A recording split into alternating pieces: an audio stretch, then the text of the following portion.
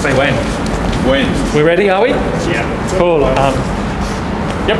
On behalf of Australian Red Cross Lifeblood, I would like to thank you for attending today, and of course attending the 2025 Emergency Services Blood Drive launch. My name is Andrew Chadwick. I'm a relationship manager at Lifeblood, and I'm here with my colleagues Zoe and Natalie. But I'd like to start by handing over to Emma McMullen, Director of National Collections for Australian Red Cross Lifeblood, for the acknowledgement of country. Good morning. It's a pleasure to welcome you all this morning. I really want to take a moment just to acknowledge this incredible partnership with the emergency services. Your unwavering support is truly remarkable, and we're so grateful and truly value this relationship of collaboration and commitment that you have with us. So thank you for standing with Lifeblood in service to the community. And we're meeting here today on the traditional lands of the Kaurna people and the Adelaide Plains. And we pay our respects to elders past, present and emerging. I'd also like to extend that respect to other Aboriginal languages and other First Nations. Thank you.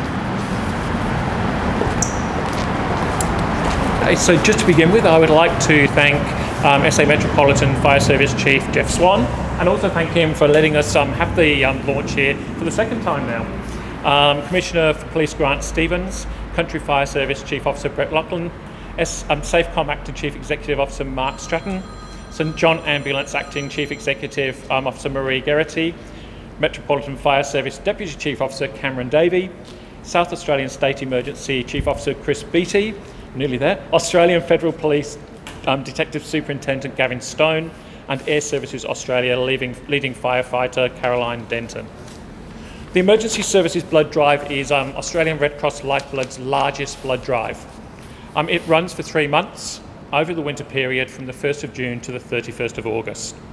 During the time, this is the time that the emergency services shine so much for Lifeblood. Members donate as much blood and plasma as they can, each donation adding to the tally and boosting Australia's supply of blood and blood products. The blood drive also coincides with the winter season, our cold and flu season, when we need as many people donating as possible. I'd like you to just look either side of you. 1 in 3 people will need blood in their lifetime. However, only 1 in 30 people donate. Donating is a small but powerful, selfless act. In 2024, more than 14,000 donations were collected in the Emergency Services Blood Drive, and I think our emergency services teams need a massive pat on the back for that. Included in this were 1,463 donations in South Australia. Amazing effort, but we're really punching above our weight there. This year's goal is 1,700, so a big jump. We know our emergency services members always rise to the challenge, and will aim to top that number again this year. We hope their passion and dedication will inspire the community to donate in their honour as well. I'd now like to welcome SA Chief Fire Metropolitan Officer Jeff Swan to speak. Thank you very much, Andrew. The MFS is really proud to partner with Lifeblood for the 2025 Emergency Services Challenge. It's a really important event, and we would encourage everyone to be involved. The emergency services are really proud to stand shoulder to shoulder with Lifeblood. It's in the nature of our emergency service personnel to want to give back to the community.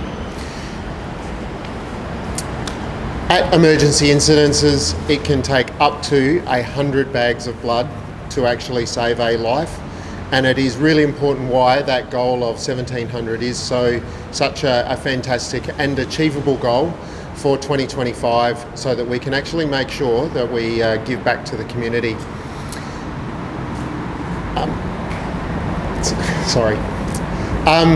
It is also really important that as other emergency services workers, we also give back to the community and help everyone. Thank you. And now I'd like to invite Commissioner Stevens to say a few words as well. Thanks, Andrew. South Australia Police are always pleased to be a part of the Emergency Services Blood Drive. It does such important work in encouraging people from the emergency services sector to donate blood or plasma, and we're also encouraging family members of our fireys, police and ambos to step up and help contribute to the tally and the target. Last year, 578 donations were made by South Australian Police employees, and we're aiming to hit over 600 this year. So the message from me to everybody who works in South Australian Police is let's step up and make as bigger impact as possible, because every donation helps save a life, and it's critical work that needs to be done. It's also worth reflecting on the fact that as police officers, ambulance officers, fireys, these first responders are often called to situations where we see the critical need for blood donations to be made. So this is just another way that emergency services employees contribute to keeping their community safe and healthy. So thank you. Thank you, Jeff. Thank you, Grant. Just like to leave you with a few points. We need somebody to donate every 18 seconds in Australia to keep up with the demand. Obviously, we'd love to put a massive thank you once again to the emergency services for having this blood drive. And lastly, we are going to be going across to the Region Donor Centre, where many of our emergency services teams are going to be donating, so please join us across there. We've also got hot dogs, especially today. So please join us, and I'd just like to open now for any questions from the media, for myself, for the Police Commissioner, or for the MFS Chief Officer. Andrew, do we ever have enough blood supply? I know winter's particularly much of a focus for you, but is there ever enough? Look, there is never enough blood supply. We always need more, and particularly we always need more plasma. So I would say to anybody, and especially first-time donors, please, if you haven't donated before and you want to donate, please come in and donate, and consider donating plasma. So are we at a critical point that we're just hanging on by a thread with supplies? No, look, we're really lucky in Australia that we do have an amazingly generous community, and we are always we are okay in our blood supplies, as I said to you, and also we do have a massive need for plasma. Commissioner, just on an unrelated matter, there were 3 stabbings in the city this morning. Have you got an update on that? As you've indicated, at about 5 o'clock this morning, in an accommodation facility in Morford Street, we had a group of people. An altercation has occurred amongst that group, all known to each other, and as a result of that, three males have been taken to the Royal Adelaide Hospital, one with critical but stable injuries and the other 2 with less serious injuries. At this point, the investigation is still ongoing. We don't have clarity in terms of exactly what's transpired in the unit, but detectives are investigating, and we anticipate that we'll have more information potentially a bit later on today. Do we know what weapon or weapons were used? Yes, we are quite clear that the weapon used was a machete. And as I say, there's no indication that this has involved strangers. These are all people who are known to each other, and the incident has arisen as a result of a dispute amongst these people. Does that raise new alarm bells about machetes in the public domain? I think we've made our position very clear in relation to the use of edged weapons in our community. There is strong legislation being provided to police to enable us to take action and to disrupt or discourage people from carrying weapons. We're looking forward to being able to utilise that legislation when it comes into effect not too far from now. And I think it's a clear indicator that there is a need for this type of legislation, so we can do as much as we can to prevent people from using them to harm others.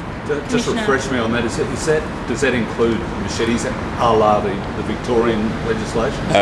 I'm not aware of to whether there's a ban on the sale of machetes, which is what has been indicated from the Victorian Parliament.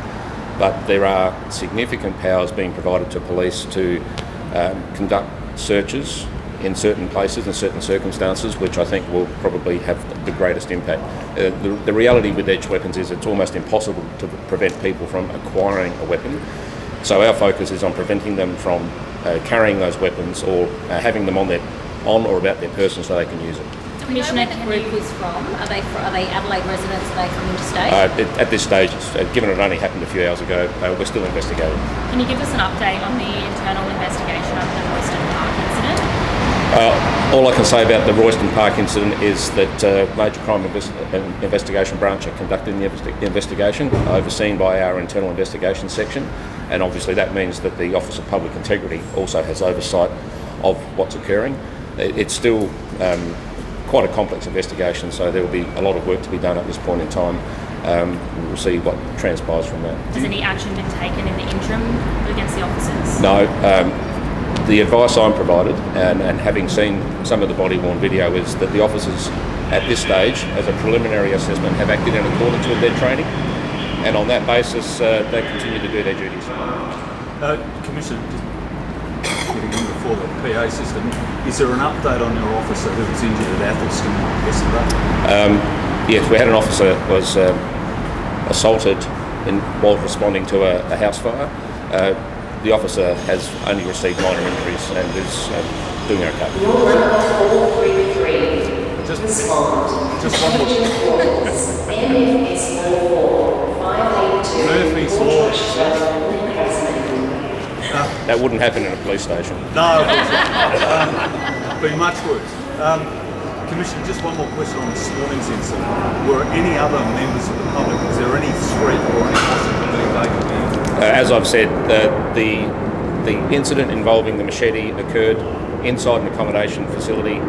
It was amongst people who were known to each other. There were no outsiders, no members of the public were impacted by the incident. Obviously, we're still taking it very seriously, and detectives are investigating. How's the teenager who was hospitalised? How's he going? Yeah, so there was one 16-year-old and two adults were injured as a result of the incident. My understanding is the 16-year-old is critical but stable. Thank you. Thanks, Rule number 433. Respond. Changing quarters. Once again, everybody, thank you for attending today, and if you'd like to join us across at the Regent Donor Centre, we'd love to see you there. And we'll also go outside the front of the vehicles in a moment, so you can take any other photos. Thank you.